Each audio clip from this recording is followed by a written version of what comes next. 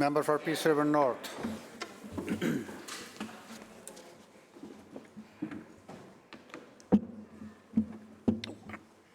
Well, thank you, Honourable Speaker. I rise here today to speak on the Bill 7, the Electoral Boundary Commission Amendment Act. Well, actually, I guess to speak against it in its present form. First, I'd like to begin by thanking my constituents for giving me the honour to represent them in this chamber, and I do take that duty very seriously. You know, my area that I represent is from the district of Taylor to the Yukon border, from the Rocky Mountains all the way over to the Alberta border. As their representative, I continue and will continue to fight to make this province stronger and provide a brighter future for the communities of every member that I represent in the North Peace as well as up in the Northern Rockies. You know, what we're talking about, Mr. Speaker, is, you know, following every second election cycle, the Electoral Boundaries Commission is appointed to examine the boundaries. And again, this is not something new, because we do recognize that demographics change, and they have been changing in the province of British Columbia. The appointment of this commission is routine. The changes, though, that are before us to remove protections for rural British Columbia is what concerns many of us on this side of the House, as well as members of my community, members of my neighboring communities, members of my some of my local Indigenous communities. And I want to read into the record, actually, and I'm sure there's many more of these to come, Honourable Chair. This is a statement that was sent to me just a couple of days ago. It is from the Northern Rockies Regional Municipality, from their mayor and council. The Northern Rockies Regional Municipality shares the concerns with proposed Bill 7. Having the electoral boundaries largely based on population is a disservice to the diverse and broad geographic regions of the province, such as the Northern Rockies Regional Municipality, which provide the bulk of the natural resources which drive the economy of the province of British Columbia.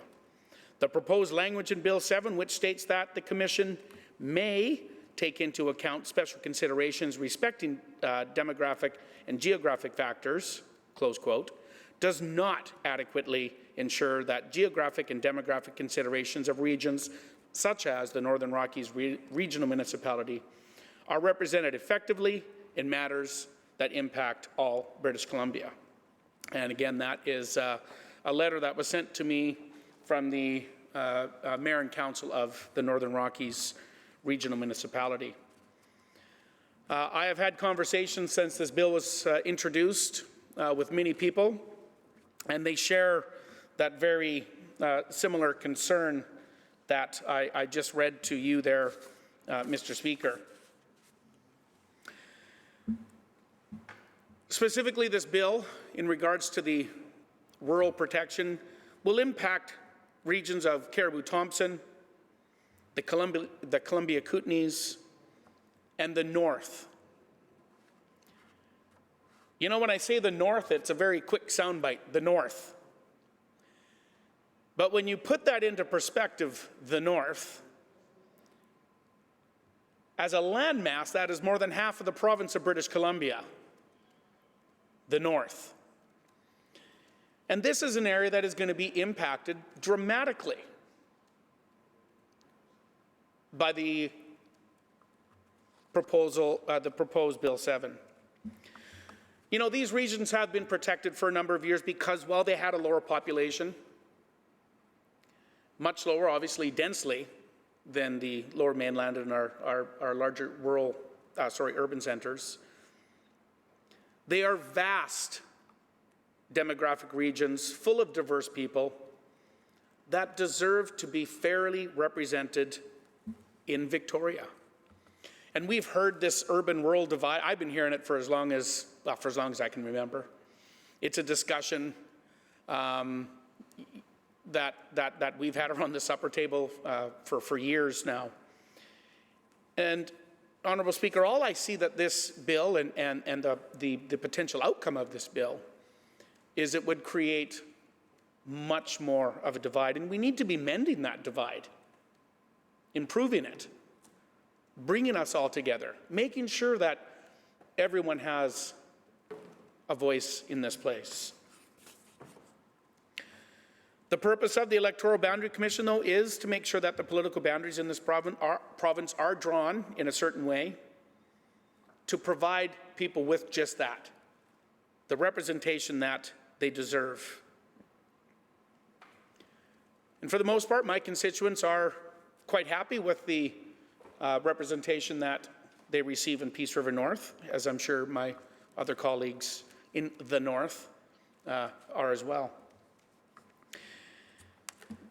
You know, this is something that we are in favor of, looking at the population, reviewing it from time to time. We are not opposed to that. We have always advocated to make sure that people are represented in this place. BC is a vast province with varied geography and terrain, diverse people, groups, communities, all with very, very different needs. And I'll take you on a little trip here. I drove down to Victoria for my time that I've been down here for the last couple of weeks. And, you know, I jumped in my pickup because 95% of the people in Fort St. John have a pickup. Some have cars, but for the most part, if anybody's ever been to Fort St. John or Dawson Creek or other communities, you'll notice that the mall parking lot is full of pickups. Because we do rely a lot. Our folks work out in industry, forestry. They work in mining. They work in the natural gas sector. They work in these different sectors that do require a pickup. So I jump in my pickup. I think it was the previous Saturday morning, 7 o'clock, cup of coffee, and started down the road. And you know, in my riding, of course, I recognize, we do have some farming. The Peace region in itself actually provides 90% of all the grains grown in this province. We also have a lot of forestry and a lot of oil and gas, and you drive through Dawson Creek. Dawson Creek is much more agricultural related. In fact, if you were in Dawson Creek, you might think that you're in Alberta or Saskatchewan. In fact, if you had a good pair of binoculars, you might be able to see Winnipeg, possibly. It's not quite that flat, but it's close. You know, when you drive through, you hit into Prince George, Mackenzie, and through Prince George, Valemont. Of course, you see you're going through the Rocky Mountains, the northern Rocky Mountains. You're at the start of the Fraser River, which is an incredible river that you get to follow most of the way when you drive down to Vancouver.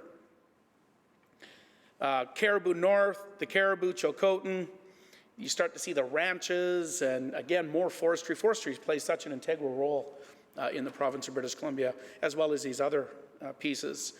You know, when we look at, you get to see, when I was driving down, in fact, multiple road closures, single lane traffic as you go through the Caribou, due to flooding, the flooding issues, the Highway 97, of course, a major highway, BC's longest highway, closed in many cases due to the flooding. You start really heading into the Fraser Canyon, the Fraser-Nicola area. And if you've never done that drive, it is a drive. I encourage every British Columbia to make sure they do, staycation. Travel British Columbia. It's an absolutely stunning part of this world. But as you travel through the Fraser Canyon, it's jaw-dropping, the scenery that you get to see. And then you move into, of course, Chilliwack, Kent, into the Fraser Valley and into our urban center. And I've done that drive, I don't even care to count, many, many times. And I love it every time. You get the chance to talk, and I'm a bit social, probably like most of us in this house are. Have the opportunity to talk to people and listen to some of the concerns, some of the issues, some of the great things. Obviously, people love talking about their communities and the great things that their communities have. And you get an understanding of how incredibly diverse this province is. Every single community is different. Every single riding is different. Every single region is different. And I chuckle when I hear the North, because the diversity of the North is immense. From people that live in the Peace Country, who are cowboy hat, cowboy boot wearing, farming. Okay, I wouldn't want to stereotype everybody into that, because I don't wear either of those things. But, you know, oil and gas, forestry workers, tourism plays an important role. But when you travel, if you travel to Prince Rupert, it is quite different. The industry is different. Culturally, makeup is different. The Indigenous communities are different. And that, again, is what makes this province great, recognizing those differences.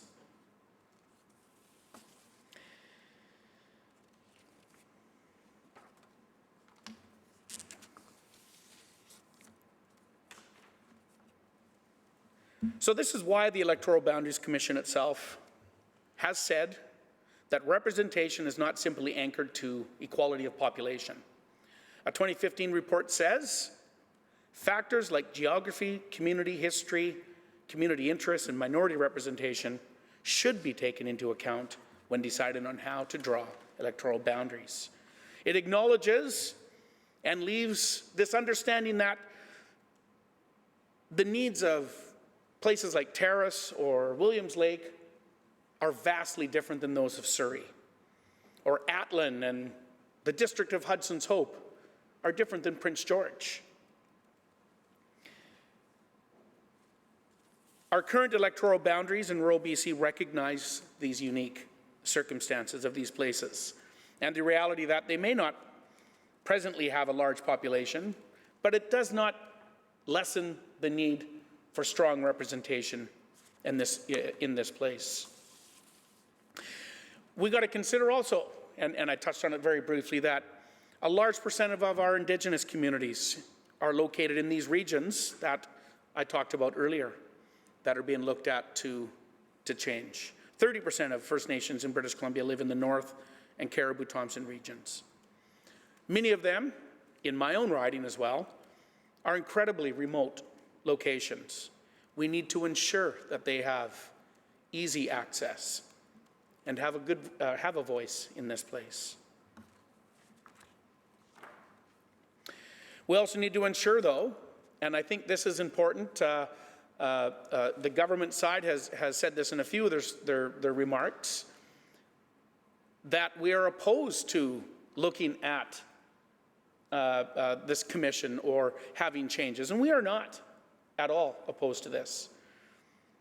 We need to be looking at and ensure that areas that are growing, such as the Lower Mainland, the parts of the interior even, parts of the lower part of the island, and they've seen significant growth over the past number of years. We need to adjust to make sure that they too have proper representation in this place. At the end of the day, the ability for us in this room to be able to connect with our constituents is vitally critical to our democracy. The number of constituents nor the size of the electoral district that each of us live in should be a barrier to having that representation here. Mr. Speaker, as I've mentioned previously, and I've mentioned many times in this House, my riding is unique in not only our province, but I think our nation. And I'm proud to represent the communities. Interestingly enough, my riding, along with Peace River South, were both created in 1955, 70 years ago, Mr. Speaker. 70 years ago, our two areas were recognized as diverse, different places that needed to have representation, Peace River North and Peace River South. It has been recognized for 70 years by multiple governments that have seen that it is important that the people that live in those two ridings have access to their MLA, easy access to their MLA, and it has worked well. And now there is a move to limit that. You know, it's funny when we have a couple days break between speeches here. A couple days ago, the member of Stikine had mentioned that you know, some of us are complaining because we represent these ridings. Not at all, Mr. Speaker, not at all. I love that I represent my riding. I love that I get to travel around a beautiful part of our province and work with constituents and help them solve issues. I love that they can come and see me. But adding another 60 or 70,000 square kilometers is the issue. Is the issue for people that enjoy coming into their MLA's office and seeking help. My riding exceeds is in excess of 160,000 square kilometers. It's larger than the countries of Ireland, Switzerland, and Croatia, Rwanda, Belgium, Greece, or England and Wales combined, just to give you an idea. And I would love to read, I printed off a list here, and there's pages of countries that are not only, my riding is bigger than, if I combine many of the, I mean, you know, some countries, my riding is 10 times, 15 times the size. In fact, my riding, Honourable Speaker, is 32 times the size of the Lower Mainland.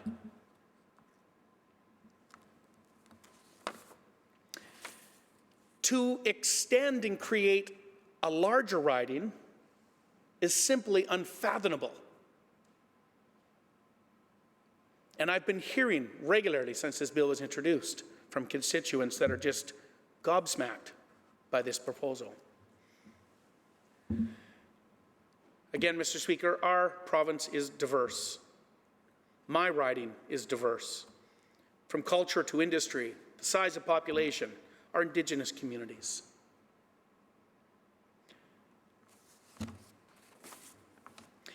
As a Northerner, I've spent my entire life in Fort St. John in Northern BC, and I have an understanding of my riding. I have an understanding of the issues. I have an understanding of the challenges. I have relationships. Actually, I said that wrong. People have relationships with me. My constituents have relationships with me. And I've driven to every corner of my riding, up to the Yukon border, into the mountains, to the Alberta border, to the Peace River in the south. Many people come and see me, and they see me often, and I'm sure other constituency offices are busy as well. They like to have that ability to walk in and see their MLA. I mean, this last year, of course, has been a little different. But normally, they want to come and talk to their MLA and get help and seek guidance on many issues. You know, I regularly meet with guide outfitters at the drive up the Toad River, just a mere 9 hours north of Fort St. John. You heard that right, 9 hours. And I'm still not at the other end of my riding. And the chair that's representing us today gave me a picture recently, and I thank him for that, of buffalo, and that is where the buffalo are. Toad River, Liard, up in that part of the country, and they're wild buffalo. They're not, sorry, bison, I should say, and they are everywhere. But you know, I'm up there often meeting with these small communities that don't have internet. They don't have, there's no cellular service, there's no telephones, they use satellite telephones. You know, their communities are powered by diesel generators. I mean, it's different. And people enjoy living up there. They enjoy that. Of course, it comes with some challenges. You know, I've had the opportunity to fly into one of our isolated Indigenous communities, the Quadacha First Nation. And I chose to actually take a small little tiny plane out of Fort St. John to fly into this little muddy dirt runway, which was a little hair-raising, and I can say that. And the other option was to drive to the community, which I got to drive all the way through to Mackenzie, which is about 6 hours. Oh, yeah, and the member for Abbotsford West has done this. You know, and then you jump onto this old logging trail, which is about another 3 hours. But we do that. Travel up the Prophet River, First Nations. Talk about forest fire protection in their community. Meeting with industry leaders, forestry sector, people from the oil and gas or mining.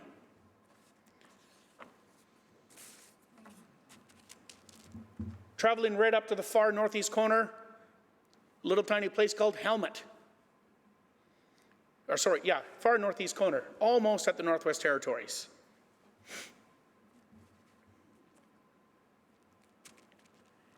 Mr. Speaker, I talk about how much I know my riding, but my residents also know my riding. My constituents know my riding as well.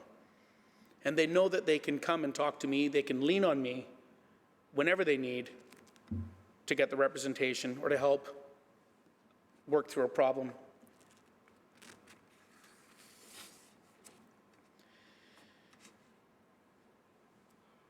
So many unique things in my community, and I see my time is ticking quickly already. You know, I got a number of larger communities, and I use larger in parentheses because, you know, they're somewhat larger. Fort St. John is the main center in my riding, which is where I live. It's kind of the hub of the community and deals with many challenges, whether we're talking the infrastructure challenges in our communities. Of course, Site C is just a mere 7 kilometers from our downtown. You know, Fort Nelson, of course, is the second largest community in my riding, 4 hours north of Fort St. John. The challenges that I've worked on over the past number of years, in fact, it's probably one of the #1 reasons why residents of Fort Nelson get a hold of me is around healthcare challenges, access to healthcare. We understand that we're not going to get surgeons in you know, high-end surgeries and stuff in Fort Nelson. But we also expect to have the same access to healthcare as someone who lives in Vancouver. And that's been a challenge since I've been elected. Some may know, some may not. You know, a woman is pregnant, wants to have her baby in Fort Nelson. She cannot. She is unable to have her child in Fort Nelson. She has to travel to one of the larger centers, Prince George, Fort St. John, or elsewhere. Stay with family. They recommend you go a whole month early. It's horrible that this is what's expected in a community of almost 5,000 people. You know, again, some of the healthcare issues, Medivac, waiting hours to be Medivac to Vancouver. Taylor, another smaller community just south of Fort St. John. Of course, I've been advocating for the Taylor Bridge now since I've got to this place. You know, industry, the challenges with industry in that community. Another little community, Hudson's Hope, a beautiful little place. Of course, home of the WAC Bennett Dam, as well as the Peace Canyon Dam. There are 2 dams that are in that community. And even partially the upstream of Site C. And I'd be remiss if I did not mention the health challenges, the healthcare challenges in that small community. The regional district. I represent 2 regional districts somewhat. First of all, the Peace River Regional District, which surrounds the communities that I just mentioned for the most part, you know, which has our industry, it has our farmers, our rural roads. I also have the second one called Northern Rockies Regional Municipality, which I believe was the first one ever created in the province of British Columbia, that has its own challenges. 550 kilometers of the Alaska Highway that go through it, and no cellular service on most of that. Road closures often. Bus service, none. Incredible challenges that people face.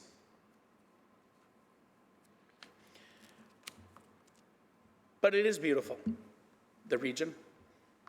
Many rivers, multiple waterways, lakes, the northern half of the Rocky Mountains, the many mountain passes, the unbelievable access to the backcountry, which is why people live up there. You can drive 5 minutes from any of our communities and not see anybody, ever, which is great.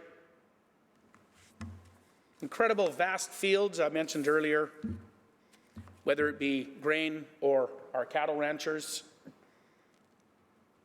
It's also important to recognize the connection of the Peace region, both Peace River South and Peace River North, our connection to Alberta. And I think that's important to recognize here in this place.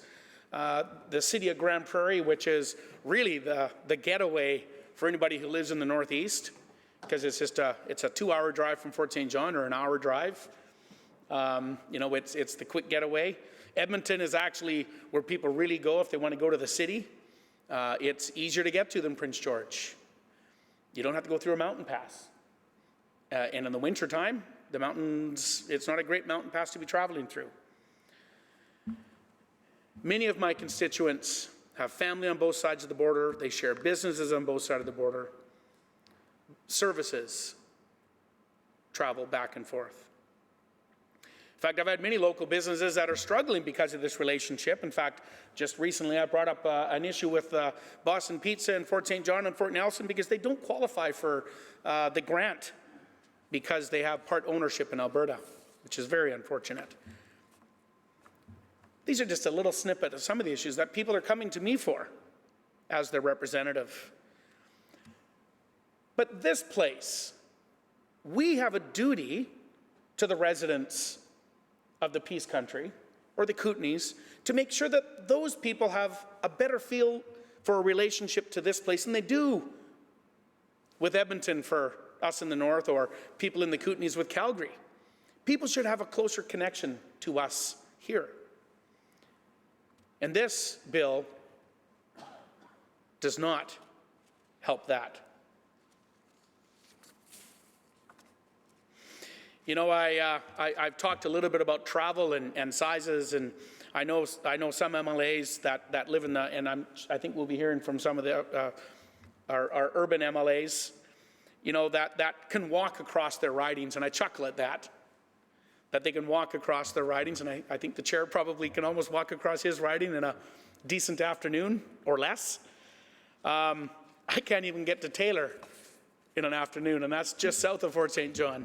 Well, I could if I jogged, but I don't jog well, so everything is driving at great lengths. Not for me. Constituents that want to come and see me. Constituents that want help, they want to come and see their MLA because they have an issue. They can't come down, you know, and the great thing about our democracy is we have a great front lawn in this legislature where people can come down and state their ideas and thoughts. People in Fort St. John can't do that, Mr. Speaker. But they will come and see me to make sure that their thoughts are heard and their concerns are brought here. And that is what worries me about this bill, Mr. Speaker. It's about relationships. It's about relationships, not me to the constituents, but the constituents to me. And that's every one of us in this place. Every single one of us. Believe it or not, our constituents have a relationship with us. We may not even know it yet. Until they come through that door and they are looking at you as a member of this legislature and they want your help. And we've all had that before where someone does come in and you help them and you see that look on their face and they look to you with gratitude and say, thank you. Thank you for helping me deal with my issue. So on behalf of my riding, my 2 school districts, my 7 First Nation communities, my municipalities and towns and districts that I've just talked about, Mr. Speaker, we need to be improving our democracy. We need to be improving how people relate to this place. And this bill, the proposal of taking away the rural representation, does everything but that. Thank you, Honourable Speaker.